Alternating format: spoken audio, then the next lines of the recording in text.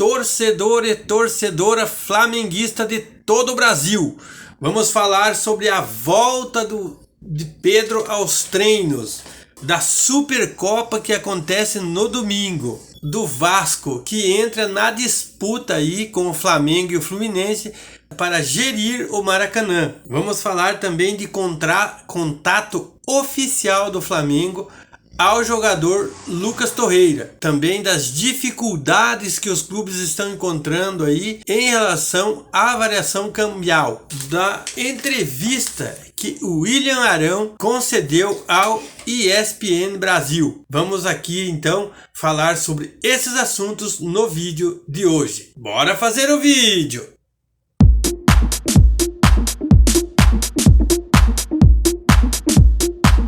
No bate-papo de hoje, nós vamos falar sobre o atacante Pedro, que estava no departamento médico por conta de uma lesão que sofreu no jogo contra o Botafogo pelo Campeonato Carioca. Já fazia alguns dias que ele estava no departamento médico aí com uma lesão na coxa e hoje voltou aos treinos. Porém, o departamento médico liberou para os treinos, mas é dúvida para o jogo contra o Palmeiras no domingo pela Supercopa. O jogo será disputado no domingo às 11 horas em Brasília. O Pedro não deve participar. Pelo menos é o que temos por enquanto de informações em relação a esse jogador. Porém, o Flamengo, não tem muita preocupação quanto a isso, porque tem vários outros jogadores que substituem ali e fazem essa função de atacante muito bem. Vamos falar também um pouquinho da Supercopa. Aí o Flamengo, que tem aí, já foi falado aqui sobre o retrospecto do Flamengo, muito positivo na Supercopa. Podemos dizer que o Flamengo leva uma certa vantagem aí, não só pelo retrospecto, mas também pelo fato de que o Flamengo vai com o time completo para esse jogo. Claro, com o desfalque aí do Pedro, que fica sempre no banco, para depois, de repente, aí na entrada na saída do Gabigol, entra sempre o Pedro. Mas o Flamengo tem outros atacantes aí, o Rodrigo Diniz e tal, que podem substituir o Pedro nesse jogo ainda, né? Então vamos aí ficar atentos aí para ver o que acontece. Por outro lado, o Palmeiras vem aí de jogo pela Libertadores e também não está assim em uma fase muito boa. Apesar de ter sido campeão da Libertadores da América, o Palmeiras no jogo que teve aí pela Libertadores, segundo informações aí, teve bastante dificuldade no jogo aí, não estão se acertando aí os atacantes do Palmeiras. Mas para nós que somos flamenguistas, o que interessa é o Flamengo ganhar o jogo e se tornar campeão, né?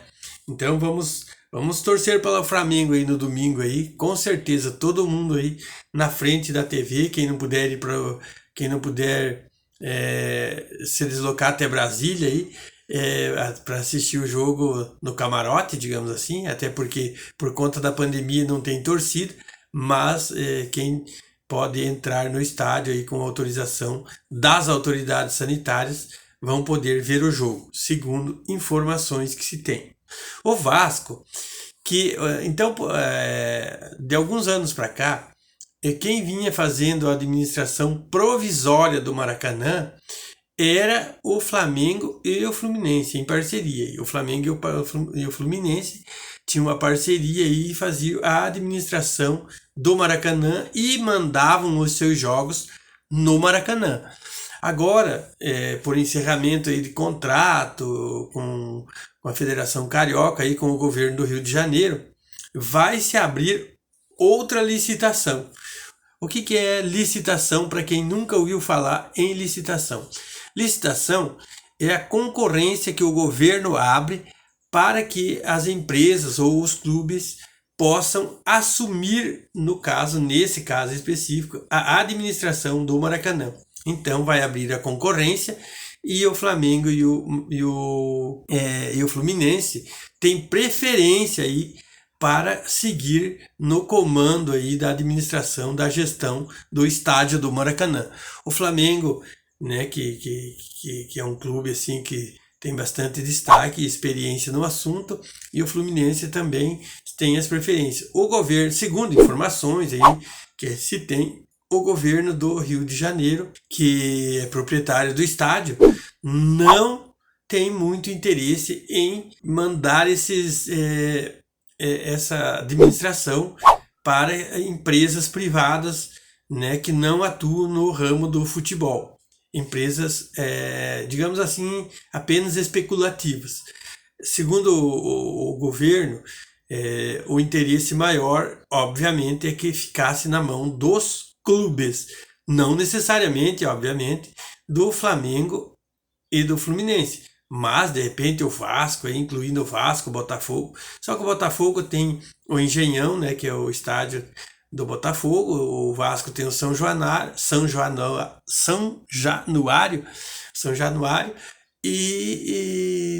então, mas o Vasco está interessado aí em voltar ao comando do Maracanã. Eu acho assim que é loucura por parte do Vasco, até porque o Vasco tem o seu próprio estádio, um estádio razoavelmente bom. Apesar de que, segundo informações, o estádio do Vasco, o São Januário, está em reforma e o Vasco ia precisar do Maracanã. Mas isso pode ser discutido e de repente até fazem aí uma parceria aí entre os 3 clubes do Rio de Janeiro para gerir o Maracanã. Não há problema nenhum, não vejo problema nenhum. Claro que é interesse do Flamengo em comandar aí e obter receita aí com o Flamengo. Mas agora que não está tendo torcida, para o Flamengo isso também provavelmente não tem sido um bom negócio. Então vamos ver aí o que acontece nesse sentido. A gente já havia falado sobre a possível vinda do jogador Lucas Torreira, que atua no Atlético de Madrid e pertence ao Arsenal. A gente havia já falado aí em vídeos anteriores sobre a possível contratação do Flamengo, porém não era nada oficial. Agora, segundo informações aí, o pai do jogador disse que o Flamengo entrou em contato com os empresários do jogador. Então, o que é? Então, o assunto que vamos aqui discutir é que do assunto que era extraoficial, agora passou a ser oficial. Então o Flamengo entrou em contato com os empresários do jogador e também o Grêmio aí entrou na briga aí para de repente conseguir trazer esse jogador para jogar no Grêmio. Mas o Flamengo provavelmente aí pode levar vantagem aí nessa disputa aí, porque tem o Arrascaeta, que também é uruguaio, e são muito parceiros aí do Lucas Torreira. Então, se o Flamengo realmente se interessar aí, ele provavelmente vai ganhar essa briga aí, essa disputa com o Grêmio nesse jogador também.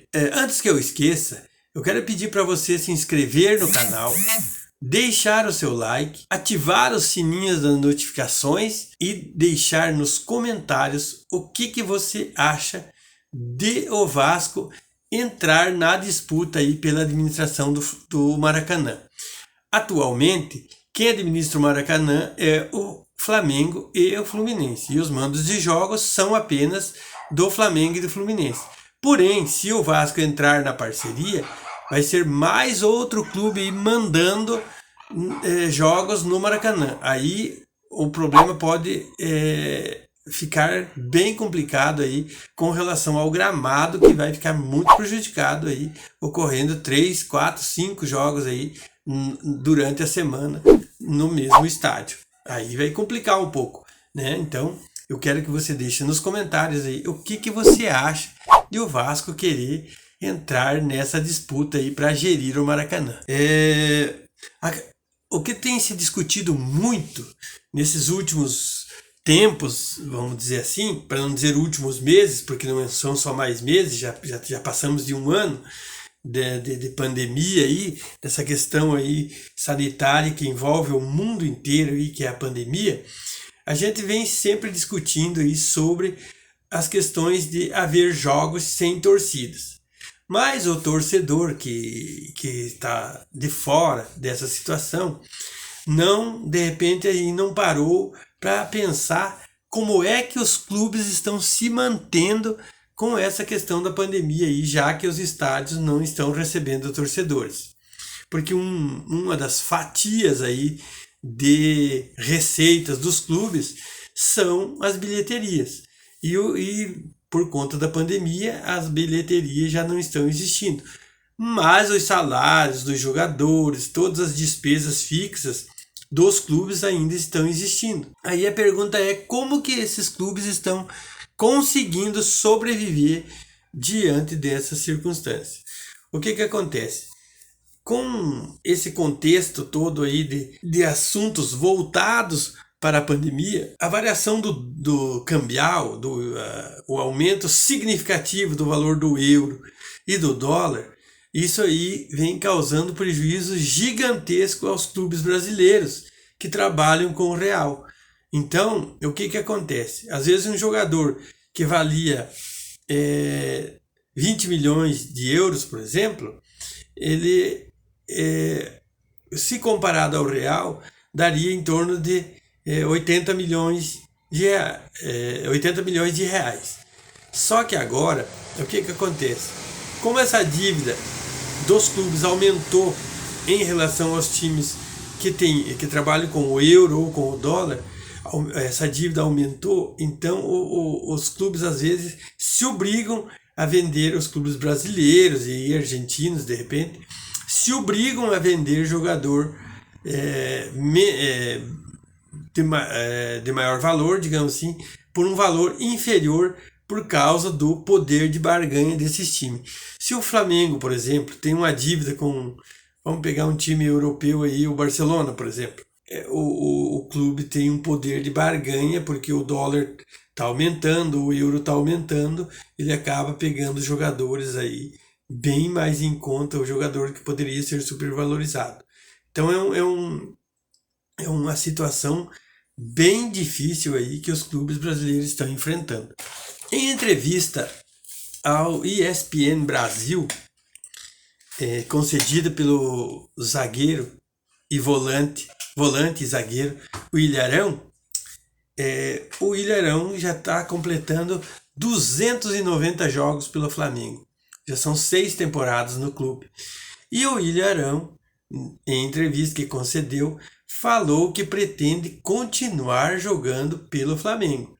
Não pretende sair do Flamengo e que está muito feliz no Flamengo e que pretende jogar 500, 800 jogos, se for o caso, no Flamengo. Bater recordes históricos jogando no Flamengo. Então, isso é muito importante.